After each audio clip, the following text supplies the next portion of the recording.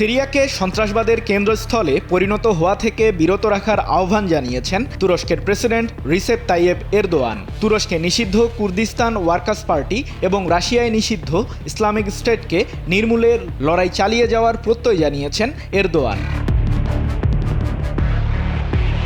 17 December তুরস্কের রাজধানী আঙ্কারায় ইউরোপীয় কমিশনের প্রেসিডেন্ট উর্সুলা ফন ডার লিয়েনের সাথে বৈঠকে এমন মন্তব্য করেন প্রেসিডেন্ট এরদোয়ান। এক প্রতিবেদনে বিষয়টি নিশ্চিত করেছে রাশিয়ার রাষ্ট্রীয় সংবাদ মাধ্যম তাস।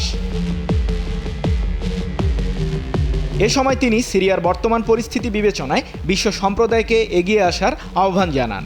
সিরিয়ার মানুষদের প্রতি সংহতি জানিয়ে এরদোয়ান বলেন, সিরিয়াকে পুনর্গঠন ও দেশটির জাতীয় নিরাপত্তার স্বার্থে সবাইকে এগিয়ে আসতে হবে। তবে দুর্ভাগ্যবশত আন্তর্জাতিক সম্প্রদায় সিরিয়ার জনগণকে যথেষ্ট সহায়তা প্রদান করছে না। সিরিয়ার সাবেক প্রেসিডেন্ট বাশার আল আসাদের শাসনামলের দিকে ইঙ্গিত করে এরদোয়ান বলেন, গত 13 বছর থেকে দেশটির মানুষ বিভিন্ন সহিংসতার মোকাবিলা করে আসছে। এ সময় তিনি প্রতিবেশী ও বন্ধু হিসেবে সিরিয়ার সন্ত্রাসবাদ দমনে কাজ করার আগ্রহ প্রকাশ করেন।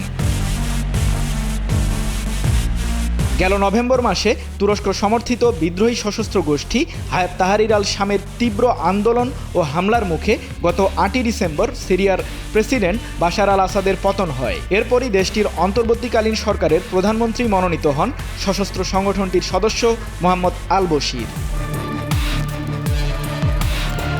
সৃজন মাহমুদ, নিউজ 24।